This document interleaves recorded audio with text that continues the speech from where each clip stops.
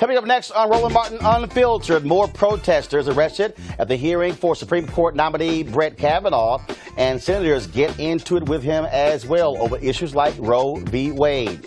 Tyler Perry puts up $200,000 for information about two men who disappeared 15 years ago after being picked up by a deputy sheriff in Florida. Legendary Watergate reporter Bob Woodward's new book says Donald Trump thought his remarks cleaning up his Charlottesville comments, good people on both sides, quote, was the biggest fucking mistake he'd ever made. Really, dude? That was his quote. Yeah, the president actually said that. And also, we've got a list of white supremacists who have been pushed out of the Trump administration. Why are they so comfortable there in the first place? Also, Lou Dobbs, he says, what in the world is wrong with people somehow believing that police brutality is an issue in America? Lou, wake the hell up! Nike also dropped her new Colin Kaepernick ad, and a black progressive woman in Massachusetts is on her way to Congress. She defeats a 10-term incumbent. Folks, it's time to bring the funk on Roland Martin Unfiltered. Let's go. He's got it. Whatever the miss, he's on it. Whatever it is, he's got the scoop, the fact, the find. And when it breaks, he's right on time. And it's rolling. Best believe he's knowing. Putting it down from sports to news to politics. With entertainment just for kicks, he's rolling. It's on go, roll, y'all. It's Roland Martin, yeah. Rolling with Roland now. He's funk, he's fresh, he's real, the best, you know he's Roland Martin now.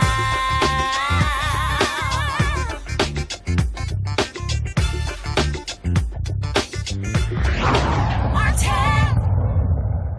All right, folks, another day of grilling for Supreme Court nominee Brett Kavanaugh on Capitol Hill. The big hot button issue today, how he would rule on Roe v. Wade. It, of course, is a major, major issue that he has to contend with. And there was lots of questioning from various senators. Now, one of the issues that we also saw today, you still had more protesters who were letting their feelings be known. And so that took place as well. And so before we get to Barbara Arnwine with the Transformative Justice Coalition, here is some of what was said at today's hearing. You made reference. You're talking about the period of time that he was White House counsel. Yep. That material's available to everybody. So that bit of the material about him that's marked committee confidential is now public and available? Is that what you're saying? If that's what the chairman say, No. we got a whole new series of questions. No, not if it's committee confidential. But So it's not available. you have access to it. Not so that I But don't can forget, 80% of the material we've gotten from the library is on the website of the Judiciary Committee, so the public has access to it. No, Proceed. I want Judge Kavanaugh to have access so that we can ask him these questions under oath and he can see them. Nothing like two old white men just arguing in front of everybody else. Roe v. Wade was, of course, is a huge, huge issue. Many are concerned that Brett Kavanaugh is going to repeal that law, even though he has said no, it's precedent over and over and over again. He never really answered the question. He was doing a lot of butt dancing when he was questioned. So here's that exchange. I said that it's settled as a precedent of the Supreme Court entitled to respect under principles of stare decisis.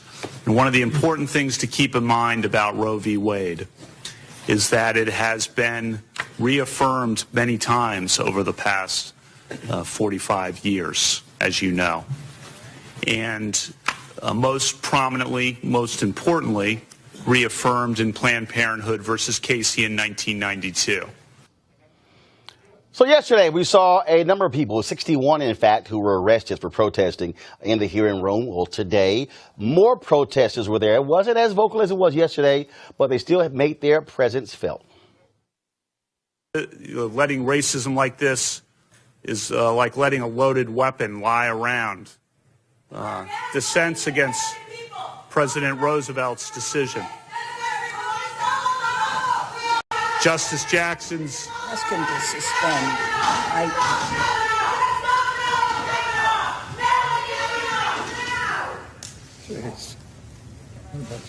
Justice Jackson's 3 or 4. concurrence. Thank you.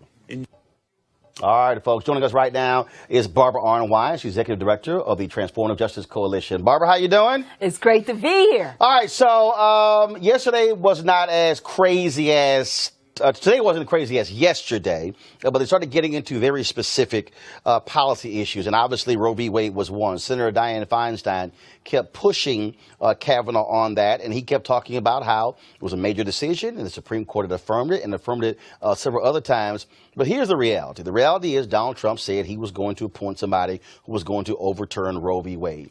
The Federalist Society handed him that list of 25 judges. There is no way in hell Society was going to hand him a list knowing full well they could have 5 hardcore right-wing judges on the Supreme Court and he not be very clear in terms of where he stands on that case. And remember, he is a last-minute addition to the list. And that's only because the Mueller investigation was beginning to close in on President Trump, and all of a sudden he gets elevated to the list because he wasn't on the original list. He gets elevated to the list because of his views about executive power and executive immunity and executive amnesty, all of these issues that are important. And I'm glad that the questioners today went in on him about Morrison versus Olson and what he believes about that case. They were correct to really grill Okay, first of all, him. everybody at home don't know what the hell Morrison versus Olson is. Well, basically, all y'all lawyers do. People at home know what that means. So what is Morrison versus Olson? It's basically saying that there is a responsibility of the president to be held accountable to the Constitution, to constitutional guarantees. Well, even when he was jammed up fair. on that, the whole issue of did he believe a president, if he was issued a subpoena, if it was possible, he wouldn't answer. He dodged. He did all kind of butt dancing. I'm sitting there going, can you answer the question? It's not hard. His actions pretty much said that no, which is the craziest thing in the world, that somehow there's one person in America who does not have to abide by any criminal statutes. And also, not only did he dodge on that, he also dodged on the issue of, as you said, on Roe versus Wade. He somehow forgot that he wrote this opinion for the teenager who needed to have an abortion because of her circumstances. So there was a teenager who was a legal immigrant who courts have said she could have an abortion. Right. He wrote she couldn't. Right. And he also dissented on, one thing we've heard yesterday. Ben Sasse says something. I hope everybody was listening to Senator Sasse yesterday, because all of a sudden we heard that there's a fourth branch of government called the independent federal agencies, or federal agencies, period, and that they, quote, shouldn't be making law. And you heard that a lot today from Kavanaugh. He really has this viewpoint of the executive branch that is a very, very limited viewpoint, because he thinks only Congress should make laws and that federal agencies shouldn't issue guidances, rules, regulations. He has a lot of problem about what we call federal law enforcement.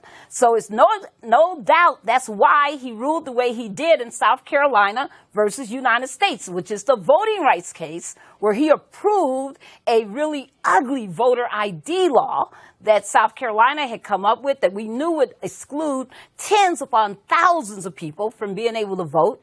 And he, wrote this opinion saying even though there was no evidence whatsoever, none of, quote, voter fraud, that was still sufficient justification for this ugly law. Now, look, it's clear. I don't think there's any way he's not going to get confirmed unless something crazy all of a sudden comes out.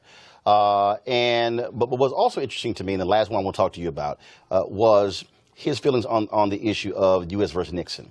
Yes. Okay, same thing. More butt dancing. Yes. And they have a quote where he says, I think it was actually wrongly decided. And then he tried to say, well, no, that was really taken out of context, and never really explained the context. And I'm sitting there going, is somebody going to let me know what the hell the context was?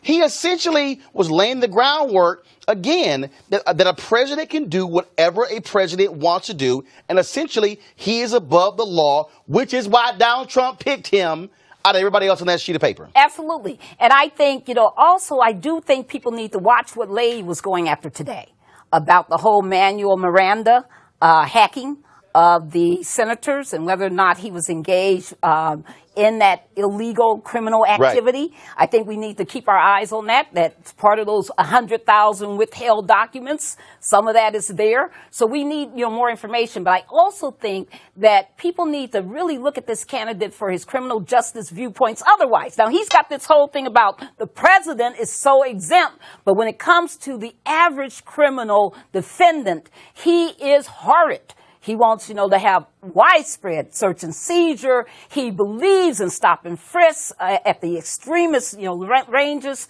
It's important for people to really look at this candidate comprehensively. And I say, Democrats, listen. At some point, they did you in on Merrick Garland. Right. At some point, they really have rigged this entire hearing.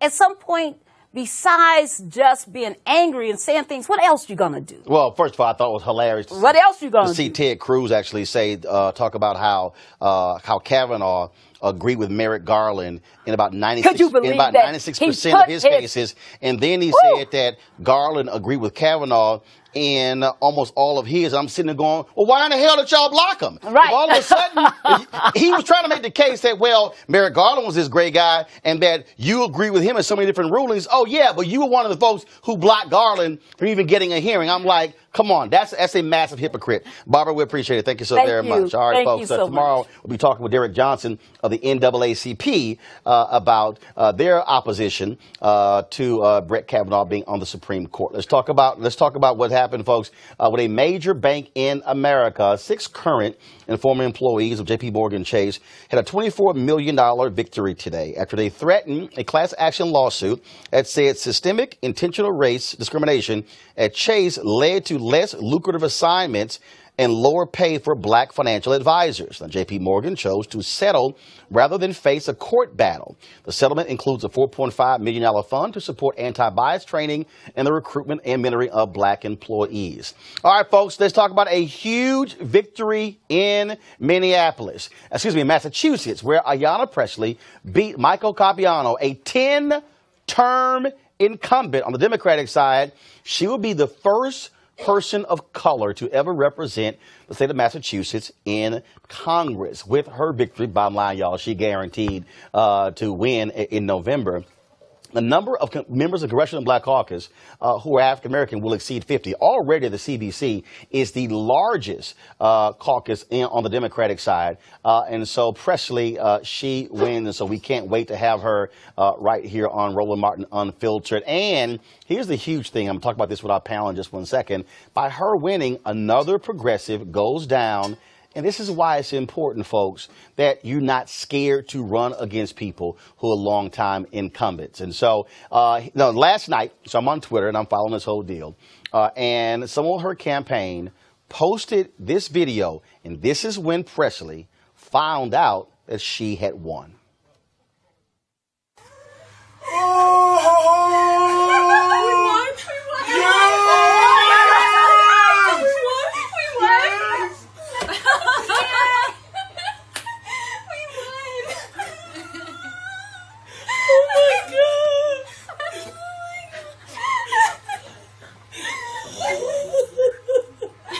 Tracy? Oh my God! Yeah, somebody is. Oh my God! Oh my God! Oh my God! And again, a huge victory for Ayanna Presley. All right, folks, let's break this thing down with our panel. Joining me right now, of course, we have Scott Bolden. Always have the little cappers in the house. Scott Bolden is Thank you for having me back, head of the Roland. D.C. Democratic Party. Glad to have him on the show. We also have Avis Jones DeWeaver. Avis, of course, she, of course, How Black Women Lead, and she's of course, a life coach for people who really need it. She should really take on Scott. Of course, we have Eugene Craig with the Eugene Craig organization as well. So I want to talk about the Presley win. That's a huge victory because, again, we saw this with Alexandria Ocasio-Cortez. And then we saw other races as well, where folks said, look, enough with this crap that somehow incumbents, you can't challenge them. They ran against them, said, and what's interesting about Presley, the Congressional Black Caucus PAC didn't endorse her. Supported Capiano over the black woman. Congressman John Lewis came into town, held a rally for Capiano, and the sister is running, and now they got some explaining to do because she wins. They back the establishment. The establishment loses. Yeah. I mean, this is reminiscent of 2010. Before we went off air news, when I saw at the time that, the progressive movement's going through right now, what we went through with the Tea Party, where it's not necessarily popping off the other side, but you're popping off weaker candidates or more establishment candidates within your own party and taking the party more left, more right. Yeah, I think that the progressives have been winning, but it's been every race is different. We saw what happened in Maryland. We saw what happened in New York. Last night was a little different because Bernie Sanders got behind some of these progressive candidates and they won on the ground and with money. Now, in Massachusetts, she was a complete underdog, as you just described, and she won because she had a grassroots campaign, and this was a majority African-American Hispanic district that time had come, that her time had come, and we could not wait on Trump. It was a grassroots campaign that made the difference. I don't think Bernie Sanders supported her either. Well, but that's the point I want to make here, because people talk about, in terms just like Bernie Sanders, his role in Florida.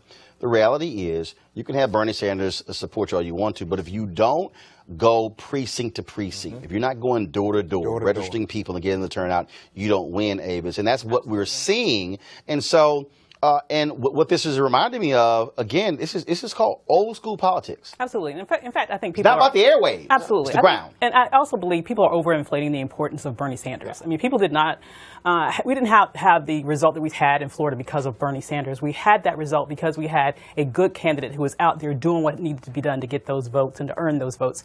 And in terms of what's happened with Ayanna Presley, what we're seeing now, honestly, is a rise in black women candidates across the country. We have a record number of black women running across the country. Many of them are looking really, really, very, very fortunate in terms of their potential in November. And so she is just one of a wave of new black women candidates that we will see coming to Washington and all across this country representing their constituents. But it certainly doesn't help, though. It doesn't hurt to have Bernie Sanders' list, Bernie Sanders' fundraising campaign. If you look at the race in Maryland, for example, Ben Jealous, a great Kappa man. Not If I gonna may win. say, He's not whether he gonna win, wins though. or not. The bigger, He won but the I don't bigger care how much the thing money is like this. some But he ain't gonna win. the thing is Listen, this. it doesn't matter who you like or don't like. I'm You saying, got to hold on get one credit where second. credit's Hold due. It's on. not Bernie Sanders. Bernie It's collective Sanders PAC. helped him Thank you. lift It's his collective PAC. name, his voting list, as well as his fundraising mechanism. But here's the And that piece, did though. make a difference. But here's what we're seeing. Whether he wins or not. But hold on. Here's what we're seeing. You're seeing groups like Collective PAC. Yeah. You're seeing Adrian Shropshire. You're seeing Latasha Brown. You're seeing DeWanna Watson. You're seeing these groups of African Americans who are early on, at the outset, endorsing candidates, putting their money behind them as well, raising the money, giving them the level of attention that they need to jumpstart their campaign. Absolutely. And first of all, every little bit helps in a campaign, no matter who's supporting you. But what we're seeing is on the ground, old school politics making, really determining how folks are able to put themselves in a position to win. Yeah, Absolutely. Collective PAC is playing an amazing role right now on the Democratic side. You know, they put $2 million, behind Gillum. They were behind Presley and a lot of other candidates. You know, I equate Collective PAC to the role that Freedom Works played in the Tea Party in 2010, 2012. I mean, it's that early money and that early support, and that gives a candidate credibility and build out that infrastructure. But, and it's also, exactly. And it's also do it a very message. stealthy, by the way. Absolutely, very, very expertly. And they're providing cabinet training. It's just a very comprehensive level of support. But in addition to that, it's also a message that I believe these candidates are sending the broader Democratic Party to not be scared. Don't be scared. Go out there and say what needs to be said at a time like this. This is the last moment in which we need to have a Democratic Party that is weak, that is not willing to stand up and fight. And those candidates that are winning are the ones that are saying, I'm here to fight against this unprecedented challenge that we are facing. But they're not all progressives that are winning. You have mainstream candidates that are winning. The Democratic Party Stop. Stop what? The progressive candidates are mainstream. Now, I think what you say, they are mainstream. Every race is different. Follow me. And they just started winning, trust me. Follow me here. First of all, progressives have won for years, okay? So when I say by trying to say that they're not mainstream, they are mainstream. The difference is a Connor Lamb is a different type of district than an Ocasio-Cortez district. Exactly. Which is different. So it's all mainstream. But it's not mainstream. It is mainstream. Wanting to have... Is Maxine Waters mainstream? You don't have to yell at me if you disagree. Well, Scott, is Maxine Waters mainstream? Maxine Waters mainstream because she's been there for 30 years. No, because what Maxine Waters has been running on, her district is a progressive district. But she's mainstream. Universal health care, wanting colleges to be free for individuals. Those are not mainstream, moderate Democrat principles. If you see the polling numbers, it shows it's mainstream. But I'm talking about candidates and elected officials have not embraced that until recently. No. And when Here's the progressives tried to run the DNC several times in the last 2 or 3 years, they lost. First of all, they lost. And so, first of all, they lost because of the massive amount of corporate dollars that were driving the party. And there was nothing illegal about that. I didn't say there was anything illegal about it. Now they've learned to win in some spots, and that's great. Not learn to win in some spots. The Democratic Party is still at war. Scott, they got tired of losing. The progressives have got to show that they can win nationwide. Here's my point. They can win in some states. Here's my point. God bless them. The reason I'm going to push it back on the mainstream piece is because if we allow that becomes the narrative, that somehow if you're progressive, you're not mainstream. Yes, you are. But because here's the piece. I can make actually, I'm going to give Scott a tag team here. Because the Tea Party folks, Ben Jealous, the Tea Party folks were not mainstream. Hold on here. I'll say this. Right. Scott actually does have a point. In Maryland, Ben Jealous is probably a progressive. Maryland has a 2-to-1 voter registration, Democrats or Republican. Governor Hogan is kicking Jealous's butt right now. Every ounce of polling, he's up almost 20 points. I mean, I think there's an argument to be made about progressivism and mainstream. No, that's not what it is. That's not what it is. Hold on, one second. Let me break it down. This is what it is.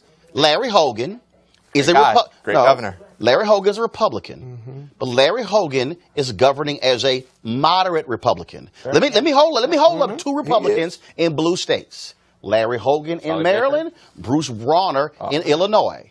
2 blue states, flat out, Democrats, 2-to-1 control. They have no choice. No, They have no choice not to true. govern like that. Not true. You want them to embrace Trump? Scott, let me break it down for you. Let me teach you something. Larry Hogan governs in a moderate way. He is back. He signs legislation that Democrats also approve of. Bruce Rauner in a blue state fights Mike Madigan, fights Democrats, fights them, didn't sign a budget for almost 4 years, has destroyed it fiscally. Guess what? He's about to lose to a Democrat. The reason Hogan is up because even some Democrats saying he supported this. You know what? It ain't bad. So Jealous has a much larger hill to climb than Pritzker does because the type of person is run. My point is, I don't want us to use mainstream media's language by somehow saying that you progressive, you not mainstream, because it sounds like you out of the mainstream when in fact you actually are there. But speaking of out of the mainstream, They're not that many progressive. I got you. Speaking of, first of all, there are lots of progressive. They just don't want to call themselves that. Well. Speaking of out of the, yeah, we can deal with that. So let's talk about out of the mainstream. So yesterday, yes, Scott, it is my show. Yes. Alpha still run campus. All right, y'all. So yesterday we talked about Zena Bush. She's a woman. Okay, go to the video. This is a woman. We showed her yesterday. She was a woman who was sitting behind, was on my iPad. Here we go to my iPad. She was the woman who was sitting behind Brett Kavanaugh. And so we played yesterday. We were joking with this here where she was doing this with her arm. And they tried to say, oh, gosh, she wasn't doing that. That wasn't a racist symbol. That was some Fortran, whatever the heck, trolling stuff or whatever the heck. So her husband was a U.S. attorney down in Texas. Oh, my God. He jumped on Twitter. And here's some of his tweets. Let's pull tweets up. So he jumped on Twitter saying, my wife, she's not a racist. She's part Hispanic. She's also part Polish, Jewish, all this sort of stuff. And so he laid it all out there. But here's what the real deal is, okay? So people were going like, y'all must be crazy calling her racist. But see, here's the problem, y'all. See, the problem is so many bigots in the Trump administration, starting with numero uno, that they don't get any room to actually question that, because let's do a roll call. Got a few receipts. I'm going to show you some names, okay? So let's start with Steve Bannon. Steve Bannon, of course, who was the longtime guy running Breitbart, who said that it was the home of the alt-right, which we also call white supremacists. Steve Bannon, of course, has pushed white nationalism, pushed white ideology. That's what he has pushed. And so he served there, then he eventually got fired because he said some stuff about Ivanka and Jared, and that didn't go too well. Okay? Sebastian Gorka. Remember when he was busted for wearing the hate symbols, the Nazi symbols? And same thing. He was run out of the administration. Darren Beatty, he was the guy, you might remember him as well. Darren Beatty, he was the one who was a speechwriter who appeared on a panel with white nationalists. He didn't even want to quit. He said, I'm staying. They're like, no, your ass about to go. Now pull this back up, y'all. Pull this back up. I ain't done. Come back to the list. Okay, pull the list up. I got to show y'all the rest. Okay, you got Carl Higbee. He made all kind of racist comments, and he was run out of his job once they uncovered that. Then you have Reverend Jamie Johnson, Ian Smith, Christine Bowserman, William Bradford. All these folks, they uncovered racist, sexist, homophobic, all kinds of stuff. So you got to ask yourself the question, why are bigots at home in the Trump administration? Pull the list back up, y'all. Don't take it down. Jeff Sessions, who's still there. Now, we know how. Jeff Beauregard. Get down. The little wizard. We know how Beauregard feel about them black folks down in Alabama. And so I'm going to try to keep y'all in jail about as long as I possibly can. And so we know all about how Beauregard's position. And then let's go to Michael Flynn, all of his positions when it comes to he can't stand folks who are Muslim. Then you got Seema Verma. Then you got John K. Bush, and you got Steve Mnuchin, who also has an issue with one of the companies he was running where they didn't really want to do loans to black people. Because your president also kicked off his real estate career by not wanting black folks to live in his buildings. And so going back to our panel, the reason folks don't give them any margin for error is because Donald Trump has hired people, has appointed people to lifetime appointments on the federal bench who hold racist feelings, who align themselves with white nationalists. And then when you read the Bob Woodward book, where he said after he was forced to condemn white supremacists and neo-Nazis after Charlottesville, that was the worst speech he gave, and it was the worst thing he could have done. Now, Lord, that the worst speech ever, condemning white nationalists and neo-Nazis? The thing is this, we know the president's a racist, but the thing is this, this wouldn't be the first time we've seen the I'm a, white racist rebrand. I mean, Rafael Edward Cruz, has rebranded himself as Ted, I'm gonna lock up all these, illegal immigrants, Cruz. Mm-hmm. I mean, it's not the first time we've seen this. It probably won't be the last time. Who got here through Canada. Who got here through Canada, And so, it's one more time, it's not, wouldn't be the first time that, I'm not saying that, I don't know Zena, I don't know if she's a racist or not, I do know that, But the issue's not even really her. But her husband decided to go to Twitter. You're so attorney, bro. Here's the point, Avis. The point I'm making is this administration has provided aid and comfort and a place. We didn't even put on the list Stephen Miller. Absolutely. Okay, Stephen Miller, who Richard Spencer, white supremacist, said that Stephen Miller was his mentor at Duke University. Yeah. Mm-hmm. This is an administration that has said to racist, white nationalists, and bigots, y'all have a place at the table. Absolutely. They've rolled out the welcome mat. And with regards to Stephen Miller, I mean, he was pictured making white power symbols right in front of the presidential seal, okay? And so this is an administration that clearly, through everything that it does overtly and subvertly, with all of these sort of mimickings that they have, absolutely show who they are for. And it's not for people of color. We can see that by their actions. It's definitely not for women. It is specifically for a white male patriarchy that they are looking to sort of put all the full force of the federal government behind in everything that they do. But the real reason that the Klansmen and the supremacists support this administration is if you were to compare the rhetoric of the Ku Klux Klan and the Nazi Party, our land, our blood, right? Yep. This is a country that doesn't look like us anymore, and we're going to take it back. All the rhetoric matches up well with the rhetoric you hear from Donald Trump. MAGA. For example, Mexicans are criminals and rapists and killers. What does the Klan's book says? What does Breitbart say? And so when the rhetoric matches up, it shouldn't be surprising that you have white nationalists who support this administration because this administration supports white nationalism. But check the rhetoric. The crazy thing is this. The crazy thing is this. When it came to the presidential vetting during the transition team, they were able to grab things like, simple articles that Michael wrote. But you have literally somebody like Carl Hibby who has hours. Right. Hours of footage of just all type of wild stuff. Not to all the folks who are watching. Michael Singleton, of course, you saw him numerous times on my previous show. Well, he got hired at HUD. They walked him out the building when they discovered an article that he wrote criticizing Donald Trump. The president should be No, let me explain something to y'all again. No, put the camera back on me. Let me explain something to y'all. Michael was sitting at his desk, and they walked in, they said, let me holler at you. Yep. He's not lying.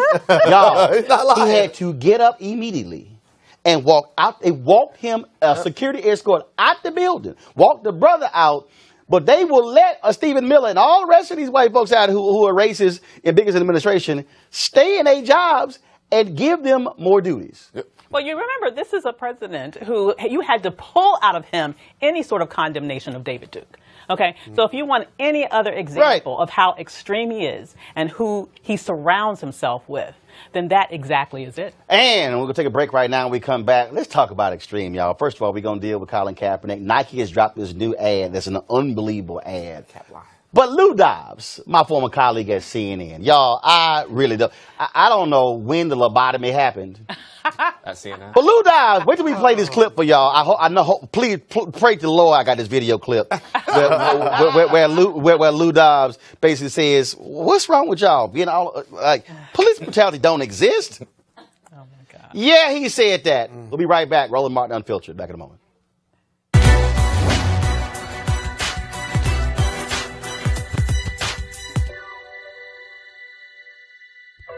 I'm a fighter. Nobody has ever bought me or bossed me. Congresswoman Shirley Chisholm.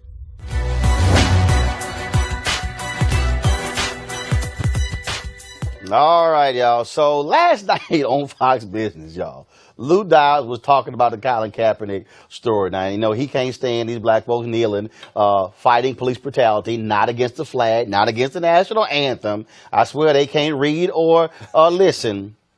But speaking of listening, Lou Dobbs actually let this come out of his mouth last night on national television. The thing that is really at issue here, and the National Police Union pointed this out, and this is Nike endorsing the Kaepernick message, which is that police brutality exists in wanton measure across this country. And it emphatically, and I happen to agree with the police union, emphatically does not. It is a disgrace to me that anyone would give that message credence. In social justice, it should start with truth. And unfortunately, that has never been part of Kaepernick's message, nor now that of Nike.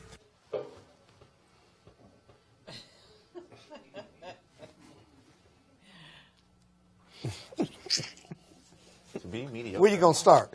Where you gonna start? Y'all, the network is called Fox Business. Lou was the one who started the CNN Business Network. Lou was supposed to be the money guy. Lou, let me help you out. The city of New York has literally spent upwards of $1 billion settling police brutality cases. The city of Chicago has spent more than $500 million settling police brutality cases. Lou, that was a black man who was arrested by the cops in a town in Michigan. The cops planted drugs in his car, beat his ass with the camera rolling.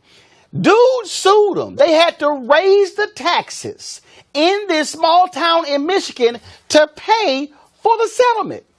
Do you know how many cases, Lou? From Los Angeles to Houston, to Charlotte, to St. Louis, to New York, to let's do Miami Gardens. Miami Gardens arrested one black dude about 200 times. And you're trying to tell me that police brutality somehow is a figment of our imagination? Lou, what happened to you? Y'all, this is the invasion of the body snatchers. I really believe somebody has come down from space, came to Earth, snatched the common sense that used to reside in the brain of Harvard-educated Lou Dobbs. Somebody who I debated a lot on CNN. I would go to his office. We would talk. You know what I think the problem is? He used that same damn orange makeup Donald Trump does. And that could be the problem. I think the orange makeup that Lou Dobbs is using somehow has seeped into his brain, and he somehow has lost his mind. So I think it's a couple things here. You know, Fox Business is built to be essentially a spillover from Fox News. You know, if you look at Fox Business ratings, this show, you know, this digital, you know, in day 2, literally has higher ratings than every single show. No. Fox said no. They've actually, because they have embraced Donald Trump, their numbers have gone up big time and competing against CNBC. But what they've done, I don't care if you disagree with Kaepernick. Don't act like police brutality isn't a problem in America when it is costing cities millions every year. I'm surprised he even acknowledged it, to be frank, because I am so tired of everyone feigning like they don't even understand why he's protesting. And then act like he don't know. Absolutely. Lou, do you have Colin's number? I do. Have you ever texted Colin Kaepernick? I do. Have you ever called Colin Kaepernick? I have. In fact, we were just texting today. But I love these people like Lou Dobbs and like Jason Whitlock on Fox Sports 1 who never talk to these people, who never discuss any of these people saying this is what they think or don't think. Yeah, but Roland, here's the white privilege piece. The National Police Force and Lou Dobbs and the majority of white America simply do not believe that police brutality is widespread. To accept that, they would have to accept that they are a flawed organization. They're not willing to do that. What they're willing to say is, yes, I can name you 50 times that happened, and there are 350 or 400 million people in America, and we have bad apples, right? The problem, if you're black or brown, though, versus white, is we can't afford in our communities to have any bad apples. Right. You don't have a right to be a bad police officer and you blow it off because you say that's a bad apple, because hate speech and police brutality kills brown people and black people. We got video. But the issue is that the good apples don't deal with bad apples, and they are act bad. comfortable saying that. If you ask white people whether racism and police brutality is in their top 5 things they do on a day-to-day basis, it doesn't make the top 20. But if you ask somebody black and brown, racism and police brutality, where is that? It's usually in the top 3. They don't experience it, and so they find comfort in saying that doesn't happen based on their white privilege experience. We have seen in Baltimore where they are planted drugs. Right. Wait a minute, on camera. Forgot the camera was Roland. on. But They what planted. Lou is saying is that it's Wait, not hold on, prevalent. hold on. He's wrong. But if you ask him, is it widespread, which he says, no, it isn't, the problem is he deeply believes that. And here's the that piece. it's No, not hold on. Because he doesn't experience. I'm going to show you why it's the case. When we were at CNN, I remember one of the conversations we had, we're in the green room. And Joe Madison was on the show. So we're standing there in the green room. And Joe Madison says to Lou Dobbs, Lou, you don't have the same conversation with my sons as you do. Exactly. And Lou goes, yes, I do. He said, no, you don't, Lou. He said, Lou, you don't have to tell your sons to put their hands on a steering wheel, on the dashboard, no sudden movements. He said, no, your sons get to yell, cuss, act the fool all you want to. He said, Lou, you can't tell me about cop interaction with you in the conversation you had with yours. He said, your conversation is not even remotely the same as the one that I had with my black sons. Exactly. And Lou had to concede, well, I guess you're right. Yeah, you are right. Because in our communities, we have to call the police no matter what. We don't believe that the police are there to protect and serve. They're there to do something and sometimes cost us our life. Now, when white America calls the police, they call the police and they yell and scream or they can criticize, but they believe that he's officer friendly and there to protect and serve because that's what they are innately trained to think. But part of their white privilege. The bigger thing is this. They don't have that issue like we do. The issue with police unions' argument about bad apples and bad actors is that when you have bad apples and bad actors, the quote-unquote good actors there with them don't do anything. Right. I mean, You've been to Baltimore. We literally 3 weeks ago had a situation where you had a police officer giving his best impression of Mayweather, and the other officer there with him sat there. Yeah. Yeah.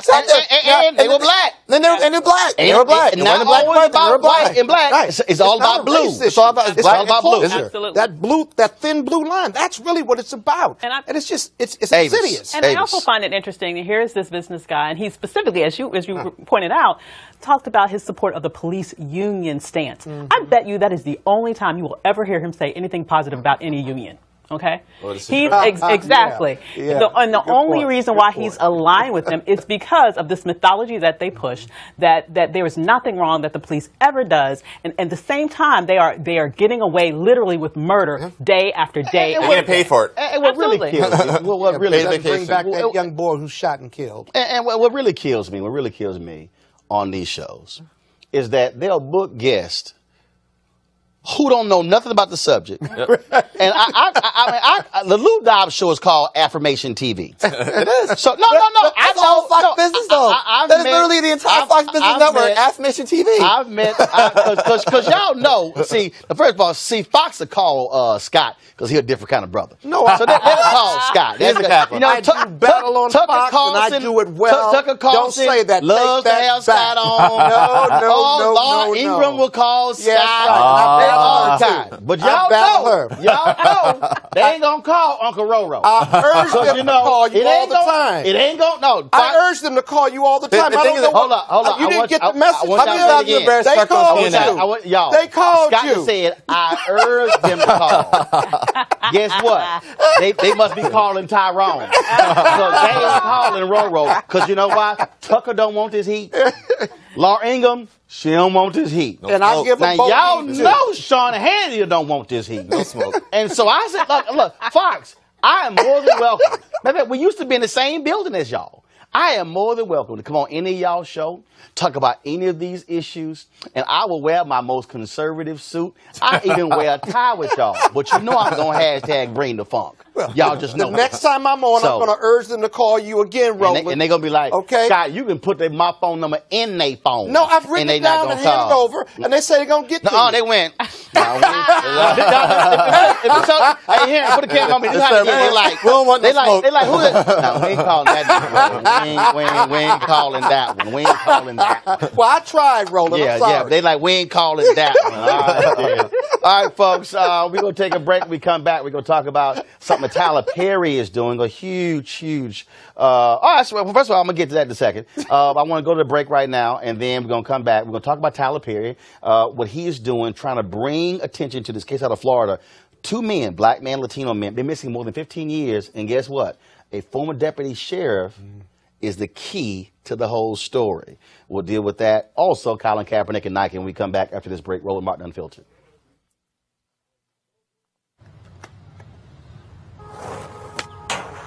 If people say your dreams are crazy, if they laugh at what you think you can do, good. Stay that way. Because what non-believers fail to understand is that calling a dream crazy is not an insult. It's a compliment. Don't try to be the fastest runner in your school or the fastest in the world. Be the fastest ever. Don't picture yourself wearing OBJ's jersey. Picture OBJ wearing yours. Don't settle for homecoming queen or linebacker. Do both. Lose 120 pounds and become an Ironman after beating a brain tumor. Don't believe you have to be like anybody to be somebody. If you're born a refugee, don't let it stop you from playing soccer for the national team at age 16. Don't become the best basketball player on the planet. Be bigger than basketball. Believe in something, even if it means sacrificing everything. When they talk about the greatest team in the history of the sport, make sure it's your team. If you have only one hand, don't just watch football. Play it at the highest level. And if you're a girl from Compton, don't just become a tennis player. Become the greatest athlete ever. Yeah, that's more like it. So don't ask if your dreams are crazy. Ask if they're crazy enough.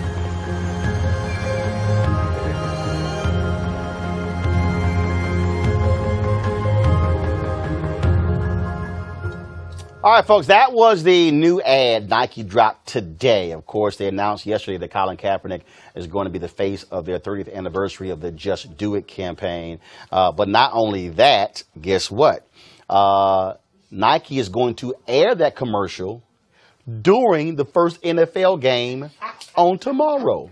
Now, y'all know Jerry Jones going to be like, damn it. He's going to be cussing, drinking some Johnny Walker, mad as all get out. Because the Nike, of course, they have the NFL uniform contract. Right. They re-upped it in March through 2028. Let's go with our panel.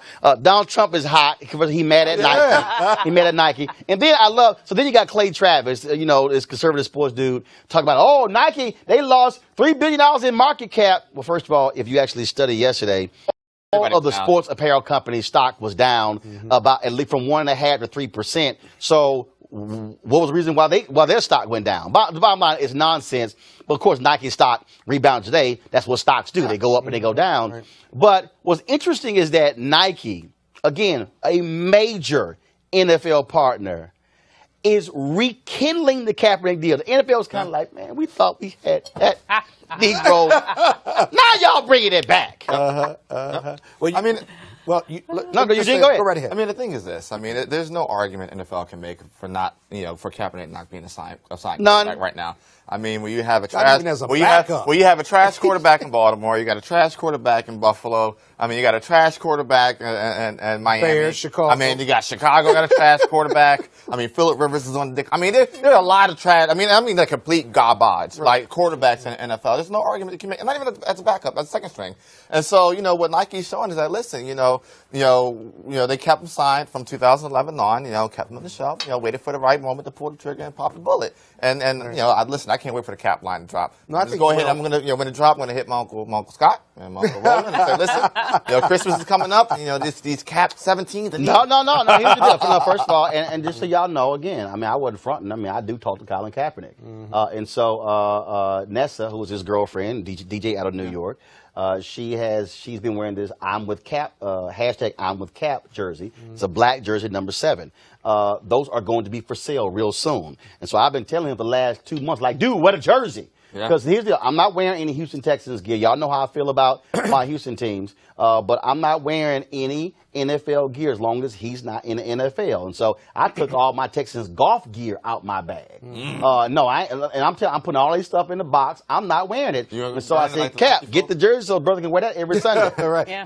Here's the deal. If I may, because there's a lot more going on here. Actually, I was pointing at Avis, but go right ahead. Avis, go right ahead. Yeah, I know he your Kappa brother, but you just wanted to jump out there. Avis, go ahead. Who you praise. Go right ahead, Avis. No, but I'm in your red dress. That's right. But but it's really a very intense pink. Let's just get that straight. She's an AK in case you just didn't get served. Go ahead, Avis. So, what I love about what's going on with Nike is they were bold enough to embrace a controversial figure that is prime for this time. And I think that was a brilliant marketing move. In fact, I would argue that the Democrats could learn a little bit of something in terms of marketing from Nike. Not being afraid to stand up with someone who is right, who is for the moment, even if it's controversial, even if you know that it's going to turn off some people who maybe would have not embraced you anyway, if you know that you are also going to really play into your base. Let's get it real. The base of the Nike consumer is the black dollar.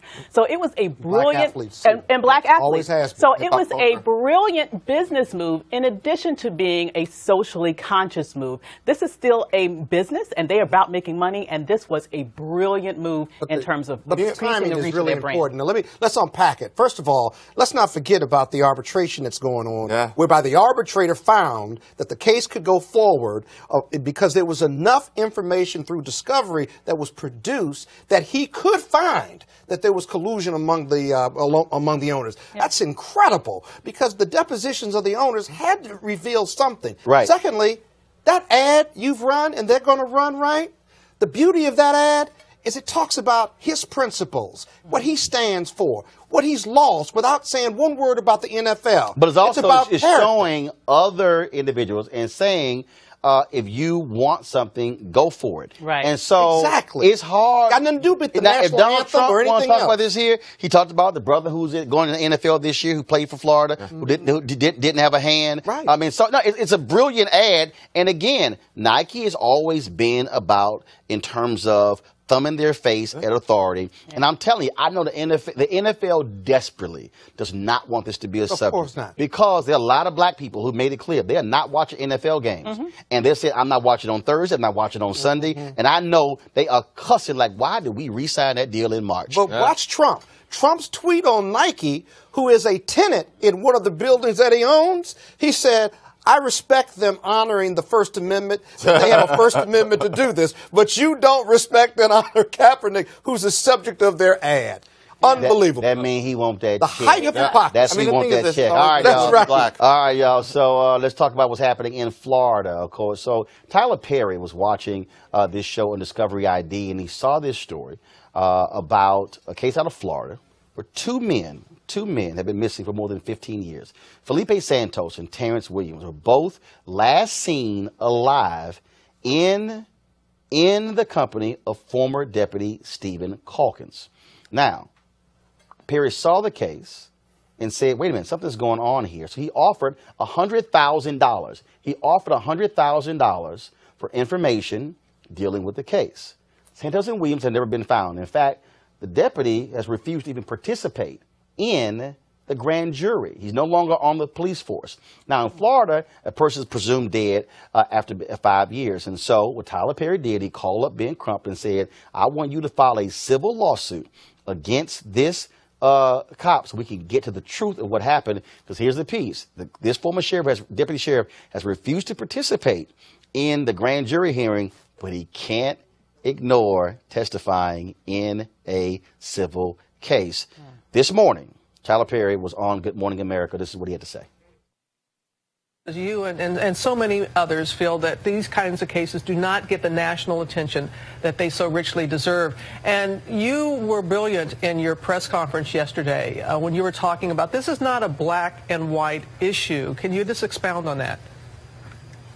Yeah, well, just where we are in this country, it's just everything has become about race or party or separation. This is not a black or white issue. This is not a police versus us issue. This is about just justice. And what I was saying yesterday is just that I don't care who you are. You know, there are deputies, and I hate getting into black and white, but there are deputies down in Collier County who are white, who are just as interested in seeking justice as we are. Monica, who runs Q for missing persons, she's a white woman. She's just as interested in seeing justice as we are. And the thing about this is, during slavery, when slaves were trying to escape, there were white people that helped them. During the civil rights movement, there were white people that helped and marched alongside of us. So I just want us to get away from everything being black and white and come together and stand for what is wrong. And this is wrong. Stand against what is wrong. And this is wrong. This is injustice.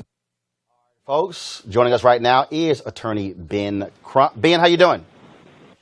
I'm good, Roland. How you doing, brother? Glad to talk to you. We chatted this morning, and so I didn't even realize what Tyler was involved in this. A couple of days ago, we were texting back and forth, and he sent me a text, and he said, I'm down here in Florida. Man, I'm with Ben Crump. He said, we need some attention for this story. I said, not a problem. That's when I called you, put you on Tom Joyner this morning, now having you on Roland Martin Unfiltered. This is an unbelievable case. For the audience out there who didn't see the interview on Good Morning America, didn't hear on Tom Joyner, I mean, tell them about this officer, this former deputy sheriff, who has had no regard for the lives and the whereabouts of these two men who he was last seen with. Absolutely. And Roland, is profound on many levels because this not only touches on the families of Marcel Williams, and it's also Felipe Santos and so many other black people who are missing, who nobody's covering.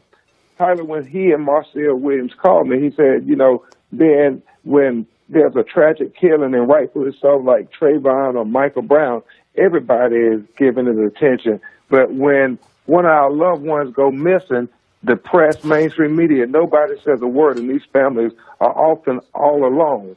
And then he began to tell me about Marcel Williams' son, Terrence Williams, who was last seen in the custody of this then Collier County Sheriff's Deputy, Stephen Calkins. And he has so many inconsistencies in his story. At first he said he had never met Terrence Williams. The car was abandoned and he called it in. But then they had him on the communications saying, I have this background check I want on Terrence Williams, gave his birthday and his social security number. So if he had never met Terrence, how would he know his birthday and social security number? So it's those kind of inconsistencies. And the fact, even though he was fired, he was never charged and arrested. So he sleeps in his bed peacefully every night, while the Santos family and the Williams family get no sleep. And on top of all of that, you know, he comes up with this convenient excuse that he dropped them off at the Circle K gas station. They had surveillance on the Circle K at the time. He said they dropped them off on the video. They didn't see Terrence Williams. 3 months earlier when Santos went missing, they didn't see him. So, Roland, none of it adds up. But the prosecutors find it hard to prosecute somebody for murder if there's no body. So when Tyler asked me, what could we do, Ben Crump, I came up and said, we could file a civil lawsuit. Now, there's no guarantee we'll get a criminal conviction, but we will get a verdict in the court of law to give these families the answers they so richly deserve. And even though, like you said, he didn't testify in the grand jury proceeding, we're going to subpoena him to give a deposition, and he has to come, or there's going to be a warrant out for his arrest for contempt of court. And he may take the Fifth Amendment, but we will have him on video trying to explain all these inconsistencies. And we've already built our case. We know that there's enough evidence to go to a jury and get a verdict for these families. Got a question here from Scott Bolden. Hey, Ben Crump. Hey, Scott Bolden my here. Man. You answered my question because I said we may never hear the truth from this officer or these officers because they would invoke the Fifth. But I do think that suing them across the board, as well as their departments, if the statute of limitations hasn't run, is the right way to go. That in many of these cases, civil justice works better than the criminal justice system. What do you think? You're absolutely right, Scott. And as a great lawyer yourself, you know that there's no statute of limitation on an intentional act that leads to someone's murder. So that's why 14 years later we can bring them in court after the presumption of death had been confirmed. The other thing, Marcia Williams, this month has been great because, Roland, what she has done, she has helped get witnesses. You know, his car was out at the graveyard. That's where this Sergeant Calkins called it in. Well, we were able to find people, and I can't give away too much, I got you, actually saw him independently of his testimony. So those people testimony can go to the jury, and Colin Kaepernick is a little conservative, but as Tyler and I said, these white folks in this rich retirement village of Naples, Florida, they understand your child being taken away from you and you never get any answers. They can't even give them proper burials because the bodies have never been found. You got to need a quick question, quick answer from Avis Jones-DeWeaver. Avis? Sure, Mr. Crump. So, you know, we've sort of established, obviously, he's been running all this time, and it's a high likelihood that he's not going to want to really relay anything very substantive. Is there anything that you can do to ensure to the families that whatever he says in that deposition, that at least that you will continue to push for the truth? Because I'm sure that you'll have to even dig even further than what he will specifically say.